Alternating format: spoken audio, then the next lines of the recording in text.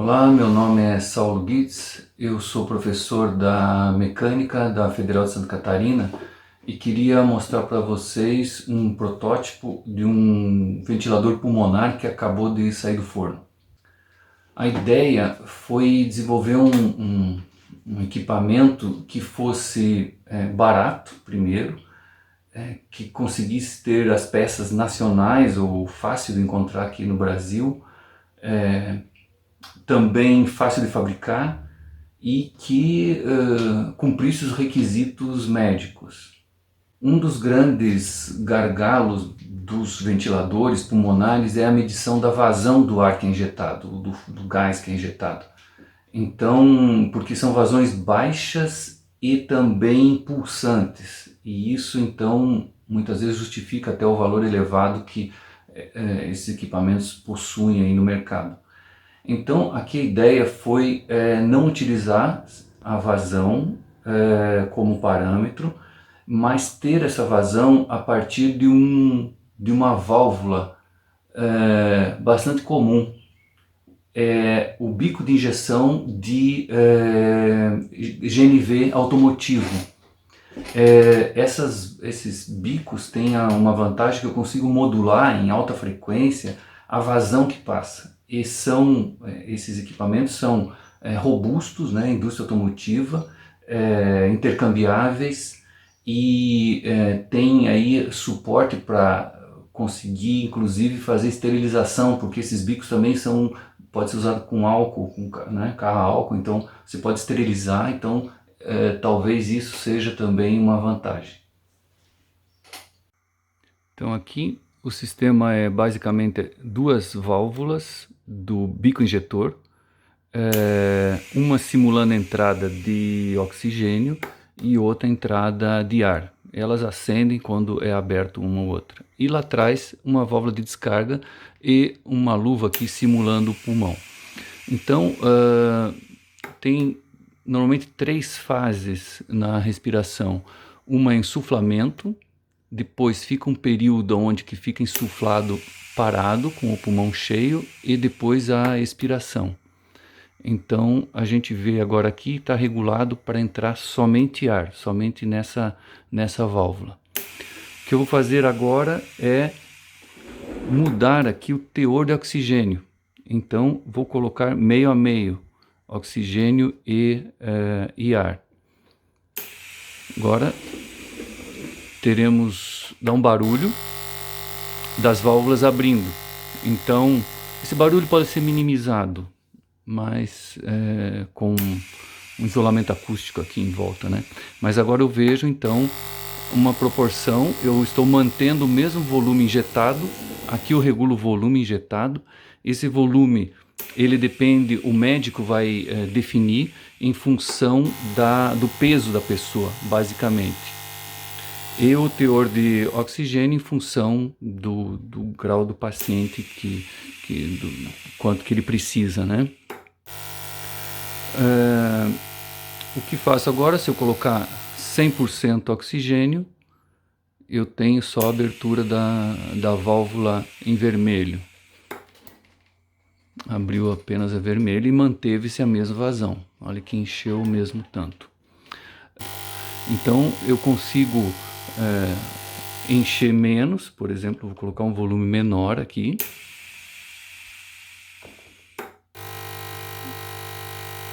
Já encheu menos. Bom, um pouco como funciona o sistema. Aqui vou fazer um gráfico da pressão ao longo do tempo.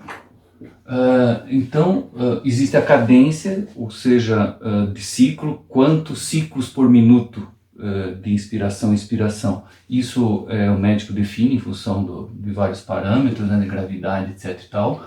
Então, dado esse tempo que eu preciso inspirar e expirar, eu tenho a primeira fase de insuflamento, né, inspiração, coloca-se a pressão, vai aumentando a pressão no pulmão. Alguma teoria diz que deve se manter um certo tempo aqui insuflado e depois cai a pressão, alivia, né, a expiração e a pressão cai.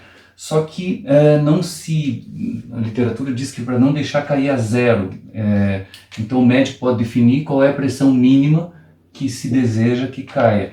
E a partir dali começa o outro ciclo, e novamente, e assim vai. Então eu tenho esse tempo que tem que ser definido, e também essa pressão, existe um limite também, um limite máximo, definido também em função da gravidade do paciente, etc., que não pode ser ultrapassado. Então essa é a questão da cadência do sistema.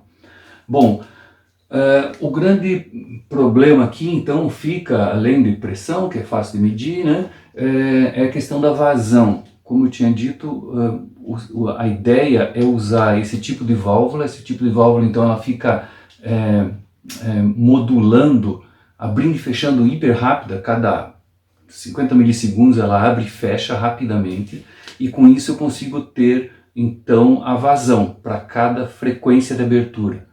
Mas essa vazão depende da diferença de pressão. Se aqui está a minha válvula que fica abrindo e fechando, eu tenho a pressão de entrada, digamos que é a minha pressão aqui que vem do meu ar comprimido ou do meu oxigênio, e eu tenho a minha pressão de saída, depois da válvula, que é a que vai lá para o paciente. Bom, e essa vazão que passa aqui depende dessa diferença de pressão, diretamente essa diferença de pressão. Então eu posso montar também aqui uma curva em função da vazão. Então, para cada abertura, frequência de abertura da válvula, né? Então aqui vamos botar aqui a abertura da válvula, se ela fica abrindo e fechando aqui 100% ou zero. Então, quando está aqui em 50%, é sinal que ela fica abrindo rapidamente, cada tantos milissegundos, metade aberta, metade fechada. 100% ela fica completamente aberta, o tempo todo aberta. E zero ela fica fechada o tempo todo. Então essa largura de ciclo é chamada aqui PWM, que dá a porcentagem de abertura. E então a ideia é, para um tipo de válvula, ou seja, uma válvula X do mercado, eu faço um ensaio de laboratório, que é relativamente simples de fazer, para uma dada pressão, e coloco uma dada pressão, e fico variando então o tempo de abertura da válvula, variando esse PWM. E eu vou ter aqui, pego alguns pontos experimentais, digamos que eu faço um teste aí para um ΔP de pressão 10. ΔP igual a 10. Então, eu sei que se eu tenho ΔP de pressão igual a 10 e abro essa válvula 60% do tempo dela de abertura, eu vou ter uma dada vazão aqui. Mas a pressão vai aumentando ao longo do tempo, justamente porque vai subindo aqui a pressão aqui vai variando também o meu cilindro de gás, etc e tal. Então o que se faz? Levanta-se uma série de curvas. Eu levanto uma outra curva, talvez para ΔP igual a 5, levanto uma outra curva ΔP igual a 10, e então eu vou ter uma equação, né? Na verdade uma família de equações, para cada ΔP de pressão, com o grau de abertura, eu sei qual é a vazão. E aí que está, digamos, matada a charada. Que então eu não preciso de uma válvula um sensor de medição de vazão. Consigo fazer ali em tempo real a determinação dessa vazão. O que a gente consegue ver aqui na tela é em azul a pressão. Então tem o aumento da pressão, patamar e expiração. Novamente sobe a pressão, mantém e depois expira. Podem notar que não vai a zero. Isso aqui é definido pelo médico, pode ter uma regulagem que ele diz qual a pressão mínima que ele deseja. E também eu posso limitar aqui a pressão máxima. O que eu posso ver também aqui? A fração de oxigênio, então está em 48%. E também o volume injetado. Isso aqui o médico também faz a regulagem em função da massa do paciente. Em relação a custos, estima-se um custo entre 500 a R$ 1.000. Os componentes então encontram-se no Brasil, bastante disponível, os bicos injetores, válvula de alívio. Aqui o controle é feito através de um Arduino Dui, também bastante comum aqui de se encontrar no Brasil, e um simples relé para acionamento. Poderia ser adicionado um display, além de mais potenciômetros para fazer o ajuste dos parâmetros. Até agora é necessária a regulagem manual da fração de oxigênio. Essa semana está chegando um sensor oxímetro, um sensor que mede o teor de oxigênio no sangue.